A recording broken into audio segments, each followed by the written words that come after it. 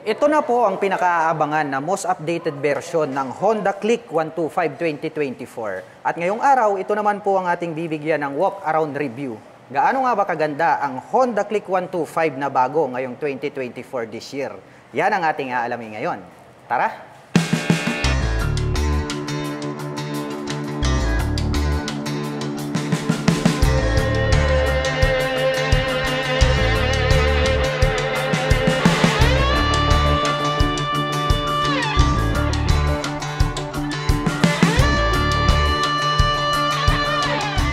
Finally mga ka-LM, dumating na po ang pinakabagong version nito pong Honda Click at ito po yung kanilang 2024 version.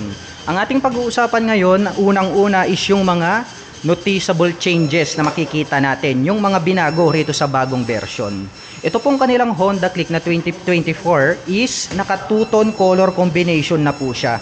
Kaya ating mapapansin agad dito pong kanyang aim shift design dito po sa gitna is puti na po yung kanyang color. And then ito pong ating nire-review for today, ito po yung kanilang blue color. Ang combination naman po niya ngayon is white na glossy. And then pangalawa, sa mga noticeable changes na makikita natin dito sa new model, ito pong kanyang cast wheel. Kasi nga matte brown na rin po itong kanyang color. Kitang-kita naman natin, very attractive, no? Talagang premium na premium yung kanyang dating. Ganon din po itong kanyang rear cast wheel. So brown na rin po yung kanyang color, matte brown po siya. At pangatlo, ito pong kanyang grab bar. Itong kanyang integrated grab bar is the same na din po yung color sa kanyang mga cast wheel sa harap at likod, which is matte brown na rin po yung kanyang kulay. Yun po yung mga noticeable changes na makikita natin dito po sa 2024 version. Well, bibigyan naman natin ng specs and review. Ito po, walk around review. Ito pong kanilang pinakabagong Honda Click. Dito po sa bandang itaas, itong kanyang handlebar cover, nagkaroon ng two-tone color combination to na matte black and din blue. May aim shift design po rito na makikita at may nakalagay naman po rito na Honda decal in white color. Itong aim shift design na to, nakaterno po yan dito sa bandang ibaba. Letter M din po yan. Sharp yung edges, naka-emboss, kaya very attractive sa ating mga paningin. At saka, yung kanyang color is two-tone na po siya, kaya talagang nakakaakit na siya compared natin dun sa previous version. Dito sa bandang itaas, may nakalagay naman po rito na FI, PGM FI, also known as Programmable Fuel Injection. So bukod sa 125cc na po siya, is naka-FI pa po. Kaya talagang asahan natin na napakatipid pagdating sa pagkonsumo ng gasolina. And then dito naman po sa bandang harapan, very pointed din po yung kanyang pagkaka-design, no? Para sa akin, kahit hindi na nila baguhin ito pong kanyang front fairings, very attractive na yung kanyang dating. Lalong-lalo na itong kanyang mga turn signals na dirito na po siya sa bandang itaas. Unlike other motorcycle na nakapop up, pwedeng mabali. At very attractive din yung dating nito pong kanyang split na daytime running light. Dahil ito po yung nagsisilbing kanyang mga kilay. At nagkaroon pa ng pins na ilaw dito sa bandang ilalim. At pag sinilip naman po natin itong kanyang main light, napakaganda po nitong kanyang headlights. Sharp yung edges, pointed din po siya. May partition sa gitna, mayroon po siyang high beam and low beam. At dito naman po sa bandang gilid, dito po sa kanyang front fairings, is nagkaroon naman po siya rito ng mga minimal decal. May nakalagay rito na Honda in dark colors, may orange dito, and then blue. And then nagkaroon po siya ng windlet dito na matte black color. And then pwede po itong pasukan ng hangin or pumito kapag kayo po ay tumatakbo ng matulin. Napaka-sharp ng mga edges nito pong kanyang side cover. At ito pong kanyang front fender is metallic white naman po yung kanyang pagkaka-finish. May nakalagay naman po rito na combi brake na decal. So ang kagandahan po pala nitong braking system nitong ating Honda 125 2024 version, although dun sa previous is the same lang din naman po siya, naka-combi brake system. Well, para dun sa mga hindi pa po nakakaalam, ang meaning po niyan is combination brake. So once po na ating pinihit itong ating front brake, ay sasabay po ng bahagya yung ating rear brake. So sa ganung panaan, ito pong kanilang combi brake system ay nakakapagbigay po yan ng balance na stopping power. Pag-usapan naman po natin ito pong kanyang front suspension.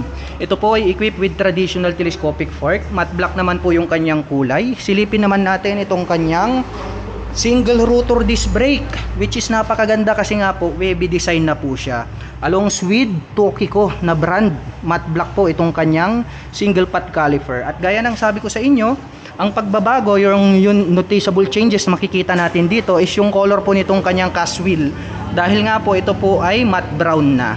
At ang ganda rin ng design nito pong kanyang mugs, nahawig po siya dun sa premium na Honda Click 160. So talagang napakaganda, no? Premium na premium dating kasi nga premium models na po ito. At ang mga sukat po ng gulong rito po sa harapan, ito po ay merong 90 by 80-14. Ang kanyang stock tires pang city riding condition. Dumako naman po tayo rito sa bandang itaas.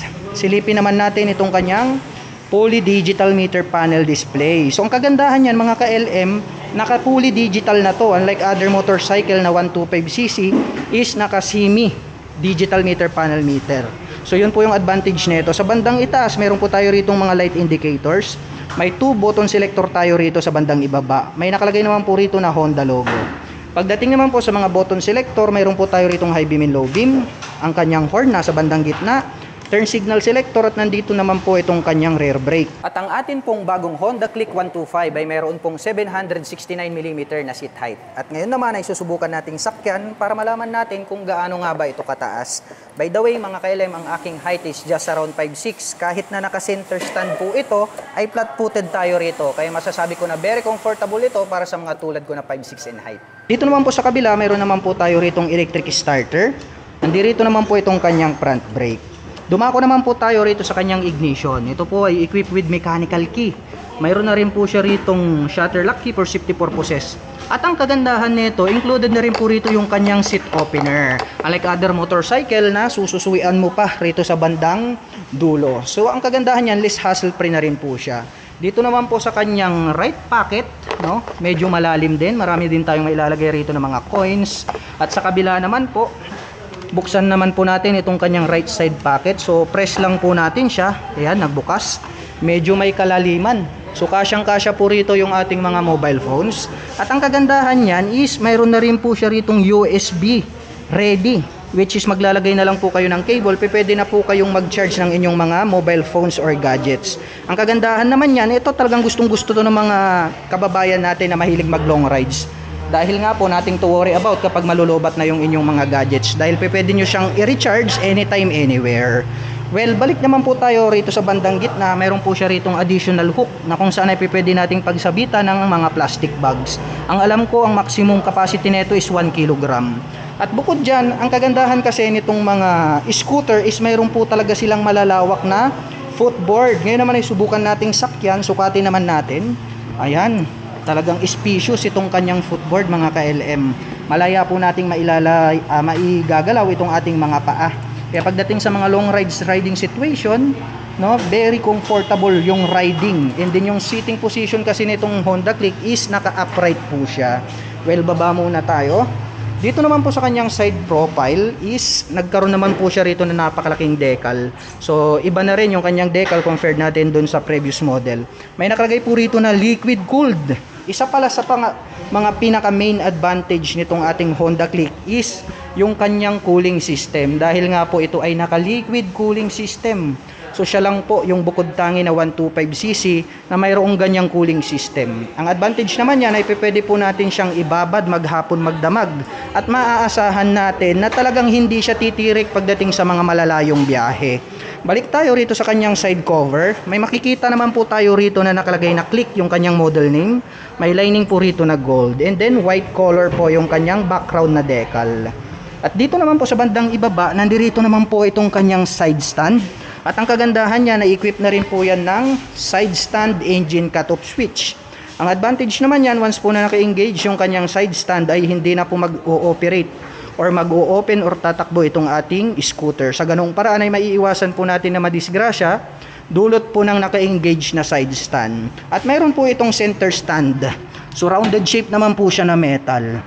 At ang ganda ng pagkaka-design nitong kanyang engine. May nakalagay naman po rito na ESP or Enhanced Smart Power. Ang kagandahan naman niyan ay nakakapag-provide po yan ng more power, less fuel, and then less emission. At ito po palang ating Honda Click ay mayroon po itong 125 cubic centimeter engine displacement.